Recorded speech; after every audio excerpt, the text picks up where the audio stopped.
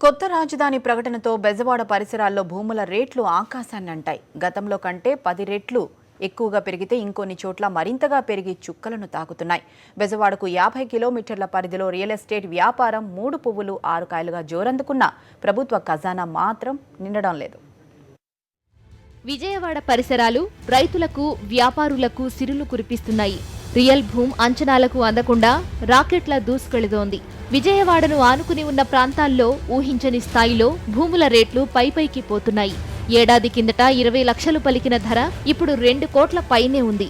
Gannavaram, Hanuman junction, Mangalagiri, Tadepalli ప్రాంతాల్లో మరీ ఎక్కువగా ఆగిరిపల్లి, నూజివీడు ప్రాంతాల్లో ఎకరా ధర 1 కోటి నుంచి 3 కోట్లకు చేరుకుంది.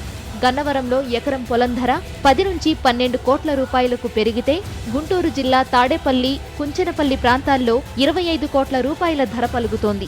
మంగళగిరిలో కూడా ఎకరం ధర దాదాపు 15 నుంచి 18 కోట్లకు చేరుకుంది. భూముల రేట్లు వచ్చేసరికి మరీ దారుణంగా పెరిగిపోవడం జరిగింది. ఇప్పుడు 10 లక్షలు పెట్టి ఏదైనా కొనడానికి ఇక్కడ కొనే పరిస్థితులు లేకుండా సామాన్యుడు కూడా కొనడానికి వీళ్ళే అంత పరిస్థితిలో విజయవాడ రాజధానికి వచ్చిన తర్వాత ఈ విధంగా జరిగింది. అద్దెలు కొనడానికి కూడా వీళ్ళే అంత పరిస్థితుల్లో ఈరోజు ఈ రాజధాని అనేది ప్రకటించిన తర్వాత జరుగుతుంది. ప్రభుత్వం వాళ్ళు దీని గురించి గొప్ప చర్య తీసుకుంటే సామాన్యుడు కూడా ఈ యొక్క రాజధానిలో పోతాడని మా యొక్క నిర్ణయం అండి. పెద్ద ఎత్తున భూముల అమ్మకాలు, కొనుగోళ్లు జరుగుతున్నా ప్రభుత్వ ఖజానాకు ఆదాయం సమకూరడం లేదు. అగ్రిమెంట్ల రూపంలో కోట్ల రూపాయలు మధ్యవర్తుల ద్వారా చేతులు మారుతున్నాయి. రిజిస్ట్రేషన్లు భారీగా జరుగుతున్నా, వందల కోట్ల రూపాయల్లో వ్యాపారం జరుగుతున్నా ఏదో నామమాత్రంగానే రిజిస్ట్రేషన్ల శాఖకు ఆదాయం ముడుతోంది. 3 నెలల ముందుగానే అగ్రిమెంట్లు చేసుకుని వందల ఎకరాల్లో భూములు కొనుగోలు చేసి వెంచర్లు వేసిన రియల్టర్లు అనధికారిక వ్యాపారానికి తెరలేపారు. ప్రభుత్వానికి పెద్ద మొత్తంలో స్టాంప్ డ్యూటీ చెల్లించకుండా తప్పించుకుంటున్నారు. గన్నవరం రిజిస్ట్రార్ కార్యాలయ పరిధిలో జూన్లో 1492, జూలైలో 1723, ఆగస్టులో 1096 రిజిస్ట్రేషన్లు జరిగితే ఖజానాకు కేవలం 12 కోట్ల రూపాయల లోపే ఆదాయం వచ్చింది. నూజివీడు పరిధిలో 3 నెలల్లో 2517 రిజిస్ట్రేషన్లు జరిగితే 5.94 కోట్ల రూపాయల ఆదాయం దక్కింది.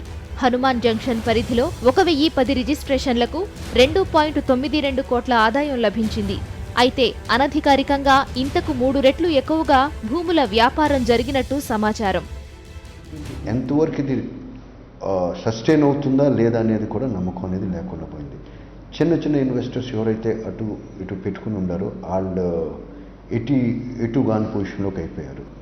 Real estate brokers, real estate agents వాళ్ళు ఒక అమౌంట్కి అగ్రిమెంట్ చేసేసిన తర్వాత రిజిస్ట్రేషన్ చేయకుండానే ఫైనల్ రిజిస్ట్రేషన్ అయ్యేటప్పటికి దాదాపు 3 నుంచి 4 సార్లు చేతులు మారిపోతుంది.